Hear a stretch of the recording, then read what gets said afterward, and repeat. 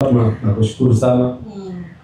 Nianze kwanza kwa kumshukuru Mwenyezi Mungu kwa hapa kwenye siku ya leo muhimu sana, lakini kushukuru wewe binafsi kwa kuendesha session hii. Nashukuru kaka zangu ambao wako kushoto kwangu, lakini nashukuru viongozi wa Club Young Africans ambao wamehudhuria. Nashukuru viongozi wa vilabu mbalimbali pia ambao wamehudhuria. Niwashukuru sana wanahabari kwa kujitokeza kwa wingi kwenye hafla yetu ya leo. Najua kuna Watanzania kadha wanatazama kupitia vyombo mbalimbali vya habari ikiwemo Azam TV. Mimi naitwa Hersi, ni kijana wa Tanzania. Background yangu ni civil engineering. Nimesoma Tanzania na nje ya nchi.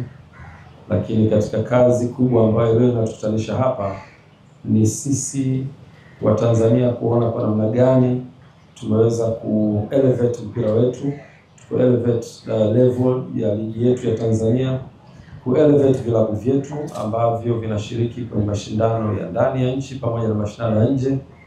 Na specifically nitajikita kwenye Young Africans, na nitoe shukrani za dhati kabisa kwa wanachama wa Young Africans kuniamini. Lakini imani hii haikuja bahati mbaya. Ilianza kipindi cha nyuma ambacho tulikuwa tunataka kuisupport Young Africans kutoka kwenye ule wakati mgumu. Katika maisha kuna up and downs, na Club Young Africans ilipitia kuanzia mwaka 2016 tulivyompoteza mwenyekiti wetu baada ya kuachia nafasi ya mwenyekiti ambaye alikuwa wakati huo ni mdhamini na wakati huo ni mwenyekiti wa klabu yetu. Alikuwa ana support kwenye level ya administration kwa maana akiwa kama mwenyekiti, na alikuwa pia ana support kwenye eneo la finance kwa maana uchumi wa kifedha. Downfall yetu ilitokea baada ya yeye kuondoka, na Mungu amtangulize mbele za haki mwenyekiti wetu kakaangu mwenyekiti Manji. Baada ya kumpoteza mwenyekiti wetu Yusuf Manji ambaye ametangulia mbele za haki, tumuombe Mungu ampe pumziko la milele. Mwenyezi Mungu amwepushe na adhabu za kaburi na afanye kaburi lake kuwa ni sehemu katika bustani za peponi. Baada ya kusema hayo, Young Africans tulipitia wakati mgumu, na mimi nikiwa tu mshabiki na mwanachama. Lakini nakumbuka 2020 Mr. Ghalib aliniambia tumealikwa kwenye harambee kubwa ya ukusanyaji wa fedha kwa ajili ya kuikwamua klabu yetu kutoka kwenye wakati mgumu.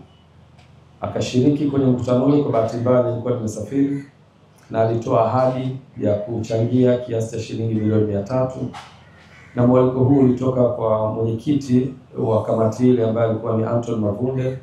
Na hiyo ndio historia ilipoanza hapo ya sisi na mimi binafsi kama kampuni ya GSM na mimi binafsi kuingia kwenye Young Africans. Baada ya kupita kwenye hatua, ilitolewa pia nafasi ya klabu ya Young Africans kumtafuta mzabuni wa jezi, ambayo kampuni yetu iliweza kubid na ikapata nafasi ya kutengeneza jezi. Na mimi nikiwa kama mkurugenzi wa uwekezaji ilikuwa ni fursa kwangu kuhakikisha tunapata ile biashara.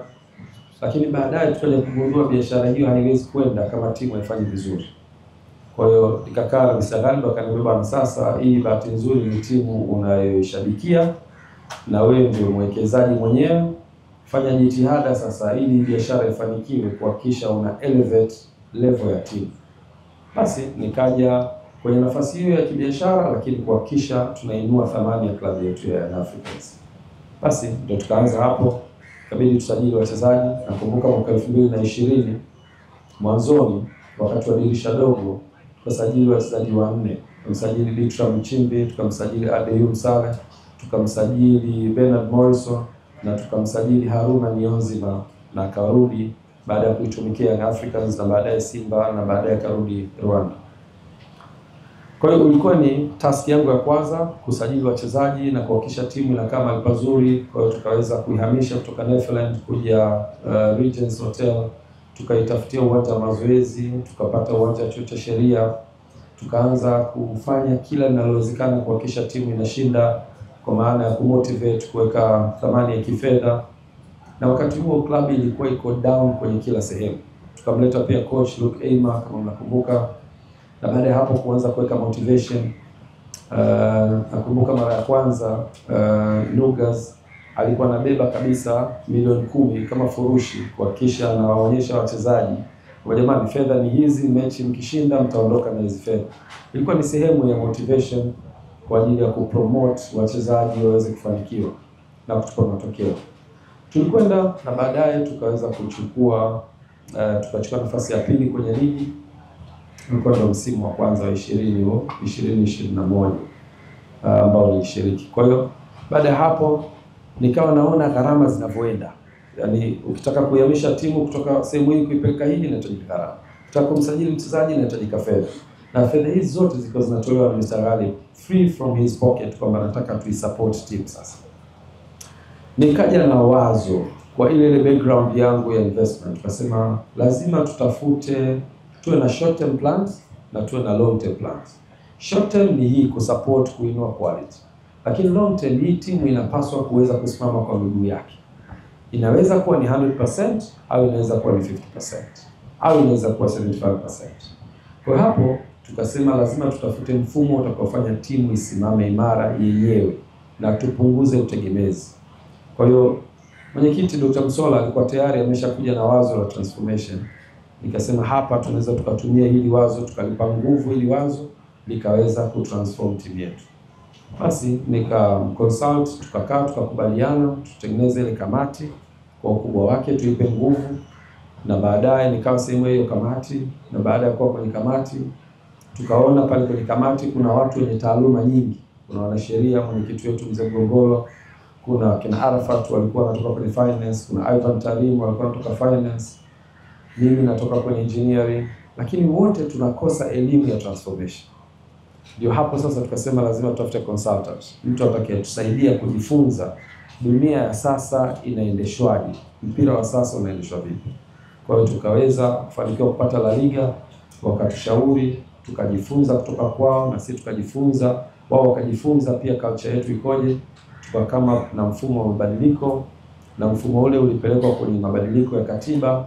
Club Young Africans ikatengeneza rasimu ya katiba mpya, zikaenda kwa wanachama wakajifunza, wakatoa mawazo yao, tuka incorporate, na baadaye tukaenda kwenye mkutano mkuu uliofanyika mwezi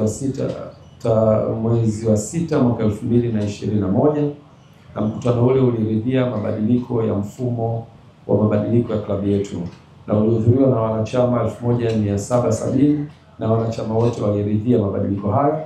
Na baada ya kuridhia tukalazimika kwenda kwenye mabadiliko ya mfumo, na sehemu ya mabadiliko ilikuwa ni kubadilisha ownership ya club kutoka 100% kwenda 49 kwa wawekezaji, 51 kwa wenye club.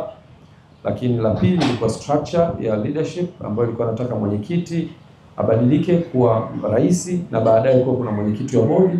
Na eneo la tatu ilikuwa fan engagement, ambayo yote hayo tulianza kuyafanyia kazi, na mnamo mwaka 2022 tukafanya uchaguzi wa kwanza ambao ulikuwa ni matakwa ya kikatiba. Baada ya katiba yetu kusajiliwa tarehe 14 mwezi wa 12 mwaka 2021, tumefanikiwa kusajili katiba, tukalazimika kuimplement katiba, na hapo tarehe subuki ilikuwa mwaka 2022 Julai 9 tukafanya uchaguzi, ambao uchaguzi huo ukanifanya niwe rais wa Club Young Africans kwa kipindi cha miaka 4 ambayo naihudumia kwa sasa. Cha miezi 6 ya mwanzo uliozaribu kukabiliana na hizo changamoto, maana najua nyingi walikuwa wanasema pengine hana uzoefu kwenye soka, ni mgeni huyu kwenye soka, anaongozaje klabu kubwa kama hii ya Yanga? Fatma, kwanza mimi ni shukuru mtu mmoja ambaye wa kwanza nitamtaja ni Mr. Ghalib Said Mohamed. Yeye alikuwa ni sababu kubwa sana ya mimi kufika hapa, na nichukue fursa hii kumshukuru kwa support yake kubwa ambayo amekuwa akionyesha personally kwangu, lakini pia kwenye taasisi ya Club Young Africans. Nyuma ya haya mafanikio kumekuwa kuna mawazo, kumekuwa kuna ushauri, kumekuwa kuna guidance na watu wengi ambao wamekuwa wakinipa ushauri. Nisiwezi kuwataja watu wote hapa, lakini wamekuwa ni sababu kubwa ya hiki. Na ni kweli wakati naingia madarakani kama mwenyekiti wa club, nafikiri inaweza kuwa ni mwenyekiti mwenye umri mdogo kuliko wenye viti wa vilabu hivi vikubwa katika historia yake. Miaka 30 kitu haikuwa rahisi kukabidhiwa Young Africans. Kitu gani ambacho kilinifanya nichukue hii dhamana? Kwanza ni dhamira yangu ya kutaka kusaidia klabu yangu ya Young Africans, ambayo ni klabu ya mzee wangu marehemu. Lakini la pili ni dhima ambayo tulikuwa nayo kama community ambayo tulikuwa tunaitaka. Young Africans ni club kubwa kuliko zote kwa umri hapa Tanzania. Haiwezi kwa club ambayo inaweza kupitia shida wakati kuna watu wenye uwezo wa kuisaidia kwa hiyo. Kwa hiyo naweza kusema ni abandon my professional career kama civil engineer na kuweka jitihada kwenye mpira. Hilo ni eneo la pili. La tatu ni kuungwa mkono kwa uongozi wetu kwa wanachama na mashabiki. Wanachama na mashabiki waliweza kutupokea vizuri sana. Waliamini kabisa ya kwamba brain zetu zikiungana kwa pamoja, kwa wajumbe wa kamati ya utendaji, makamu wa rais, pamoja na viongozi mbalimbali ambao tunaweza kusema ni brain nyuma ya Young Africans, tunaweza kufanikiwa. Challenge ya kwanza ilikuwa ni umri, naonekana ni kijana mdogo. Challenge ya pili ni kwamba sijawahi kuonekana kwenye uongozi wa mpira, kwamba kuongoza vilabu mbalimbali. Na hicho kilikuwa kinatia wasiwasi. Na wasiwasi huo ulikuwa ni haki kwa hawa watu kuwa na wasiwasi. Lakini nataka niwaambie, vijana sisi wengi sana tuna uwezo mkubwa sana. Na kitu ambacho tunaweza kukifanya ni kuhakikisha tunapewa nafasi. Na tukipewa nafasi, naamini hata hapo watu ambao wako nyuma ya hizi kamera wana uwezo mkubwa sana hata kwa umri wao mdogo waliokuwa nao. Kwa hiyo cha kwanza ni kupewa nafasi vijana na kuaminiwa. Lakini la pili ni sisi vijana kutendea haki hizo nafasi zetu. Nikiri ya kwamba haikuwa rahisi, lakini tumepambana na naamini vijana wengi wanaweza wakiaminiwa. Tumepata guidance kwa viongozi wetu wa juu, nikianza na mwenyekiti wetu wa bodi ya wadhamini Mzee Mkuchika, wajumbe wa bodi ya wadhamini kina Anton Mavunde, Mheshimiwa Mwigulu, Abbas Tarimba, mama yetu Karume. Hawa wote wamekuwa ni mentor kwenye uongozi wetu, lakini pia viongozi mbalimbali ambao wametusupport. Kwa hiyo vijana tukipewa nafasi tunaweza, na hii ni mfano tosha kwa kijana mdogo kupewa club kama Young Africans na akaitendea haki.